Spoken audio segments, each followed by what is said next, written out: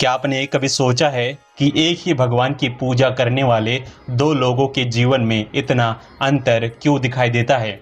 कोई व्यक्ति वर्षों से पूजा करता है, फिर भी उसके मन में शांति नहीं आती।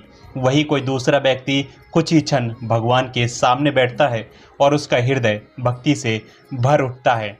क्या इसका कारण केवल भाग्य है या फिर पूजा करने के तरीके में भी कोई ऐसी बात छिपी है जिसे हम अक्सर अनदेखा कर देते हैं? सनातन धर्म में पूजा केवल दीपक जलाने, फूल चढ़ाने या घंटी बजाने का नाम नहीं है। पूजा का अर्थ है अपने मन, वचन और कर्म को भगवान की ओर लगाना। इसलिए हमारे शास्त्र केवल पूजा करने की प्रेरणा ही नहीं देते, बल्कि ये भी बताते हैं कि पूजा करते समय किन भूलों से बचना चाहिए। ध्यान रहे, भगवान दंड देने के लिए नहीं बैठे हैं, वे तो करुणामय हैं। ये नियम भगवान की सुविधा के लिए नहीं, बल्कि हमारी साधना को और अधिक पवित्र और एकाग्र बनाने के लिए बताए गए हैं। इसलिए आज हम जानेंगे पूजा करते समय होने वाली ऐसी 7 गलतियों के बारे में जिन्हें हर सनातनी को अवश्य जानना चाहिए। पहली गलती है बिना शुद्धि के पूजा आरंभ करना। शास्त्रों में पूजा से पहले बाहरी और भीतरी दोनों प्रकार की शुद्धि का विशेष महत्व बताया गया है। यदि संभव हो तो स्नान करके पूजा करें। यदि किसी कारण ऐसा संभव न हो तो कम से कम हाथ, पैर और मुख धोकर स्वच्छ वस्त्र धारण करें। लेकिन केवल शरीर की शुद्धि ही पर्याप्त नहीं है। यदि मन क्रोध, चिंता, ईर्ष्या और अशांति से भरा हो तो पहले कुछ क्षण शांत बैठकर भगवान का स्मरण करें, क्योंकि अशांत मन से किया गया जप और पूजा एकाग्र नहीं हो पाती। पूजा से पहले मन को भगवान के चरणों में समर्पित करना भी उतना ही आवश्यक है जितना शरीर की शुद्धि। दूसरी गलती है पूजा को जल्दबाजी में समाप्त कर देना। आज की भागदौड़ भरी जिंदगी में बहुत से लोग पूजा को भी एक काम की तरह निपटा देते हैं। दीपक जलाया, अगरबत्ती दिखाई, 2 मिनट मंत्र पढ़े और तुरंत उठ गए। लेकिन सोचिए, यदि आप किसी प्रिय व्यक्ति से मिलने जाए और बिना मन लगाए तुरंत लौट आए तो क्या वो मुलाकात सार्थक कहलाएगी? पूजा भगवान से संवाद का समय है। यदि आपके पास केवल 5 मिनट है तो भी उन 5 मिनटों में पूरा मन भगवान के चरणों में लगा दीजिए।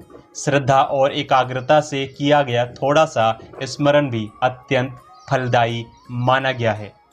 तीसरी गलती है दीपक और पूजा की व्यवस्था की उपेक्षा करना। दीपक केवल प्रकाश देने वाली वस्तु नहीं है। सनातन परंपरा में ये ज्ञान, पवित्रता और ईश्वर की दिव्य उपस्थिति का प्रतीक माना गया है। विभिन्न परंपराओं में दीपक की दिशा और स्थान के संबंध में अलग अलग आचार मिलते हैं। इसीलिए अपने परिवार या गुरु परंपरा के अनुसार उनका पालन करना उचित माना जाता है। सबसे महत्वपूर्ण बात दिशा नहीं, बल्कि श्रद्धा, स्वच्छता और सावधानी है। दीपक को सम्मान पूर्वक रखें और ऐसी जगह रखें जहां उससे किसी प्रकार की दुर्घटना की संभावना न हो। चौथी गलती है भगवान को भोग अर्पित किए बिना स्वयं भोजन करना। श्रीमद् भागवत गीता में भगवान श्री कृष्ण कहते हैं कि जो भक्त प्रेम पूर्वक पत्र, पुष्प, फल या जल भी अर्पित करता है, मैं उसे स्वीकार करता हूँ।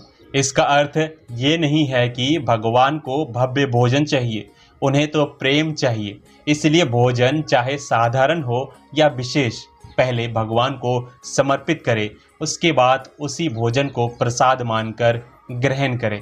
इससे हमारे भीतर कृतज्ञता, विनम्रता और ईश्वर के प्रति समर्पण का भाव उत्पन्न होता है। पांचवी गलती है बासी फूल, मुरझाई तुलसी या अशुद्ध पूजा सामग्री अर्पित करना। कई लोग कई दिनों तक वही फूल भगवान के सामने रखे रहने देते हैं या बिना ध्यान दिए पूजा सामग्री अर्पित कर देते हैं। शास्त्रों में ताजे, स्वच्छ और श्रद्धा से अर्पित किए गए पुष्पों का विशेष महत्व बताया गया है। यदि किसी दिन फूल उपलब्ध न हो तो केवल स्वच्छ जल और सच्चे मन से किया गया प्रणाम भी भगवान को प्रिय है। याद रखिए, भगवान महंगे फूल नहीं बल्कि निर्मल भावना स्वीकार करते हैं। छठी गलती है पूजा करते समय मोबाइल, बातचीत या अन्य कामों में मन लगाना। आज के समय में ये सबसे सामान्य भूल बन चुकी है। पूजा करते करते मोबाइल देखना, संदेश पढ़ना, फ़ोन उठाना या किसी और काम में लग जाना हमारी एकाग्रता को भंग कर देता है। यदि दिन भर में केवल कुछ मिनट ही भगवान के लिए निकालते हैं तो उन क्षणों को पूरी तरह उन्हीं के नाम कर दीजिए।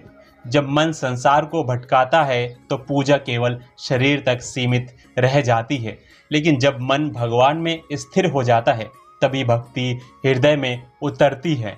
सातवीं और सबसे बड़ी गलती, पूजा तो करना लेकिन जीवन में भगवान की शिक्षा को न अपनाना। यही वो भूल है जिसकी ओर संत सबसे अधिक ध्यान दिलाते हैं।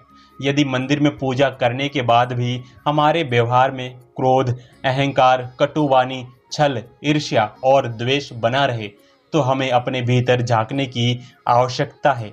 भगवान श्री कृष्ण ने गीता में केवल पूजा करना नहीं सिखाया, समभाव और निष्काम कर्म का मार्ग भी बताया। शबरी के बेर इसलिए स्वीकार हुए क्योंकि उनमें प्रेम था। सुदामा का चावल इसलिए स्वीकार हुआ क्योंकि उसमें समर्पण था। भगवान वस्तु नहीं, भावना देखते हैं। यदि आपकी पूजा के बाद आपका स्वभाव थोड़ा और मधुर हो जाए, आपकी वाणी में विनम्रता आ जाए, दूसरों के प्रति करुणा बढ़ जाए और भगवान का स्मरण दिन भर बना रहे, तभी समझिए कि आपकी पूजा वास्तव में सफल हो रही है। इसीलिए अगली बार जब आप पूजा करने बैठे तो इन 7 बातों को अवश्य याद रखें। शुद्धि के साथ पूजा करें, जल्दबाजी ना करें, पूजा स्थान और दीपक का सम्मान करें, पहले भगवान को भोग अर्पित करें, स्वच्छ पूजा सामग्री का उपयोग करें, पूजा के समय मन को केवल भगवान में लगाएं और सबसे बढ़कर पूजा को केवल कर्मकांड नहीं बल्कि अपने जीवन का संस्कार बनाएं। याद रखिए, भगवान को प्रभावित करने के लिए बड़े मंदिर, महंगे वस्त्र या विशाल भोग की आवश्यकता नहीं होती। उन्हें चाहिए एक निर्मल हृदय, सच्ची श्रद्धा और निष्कपट प्रेम। यही शास्त्रों का संदेश है, यही संतों की शिक्षा है और यही सनातन धर्म की सुंदर परंपरा है। तो प्रेम से बोली जय श्री कृष्ण, जय श्री राधे राधे।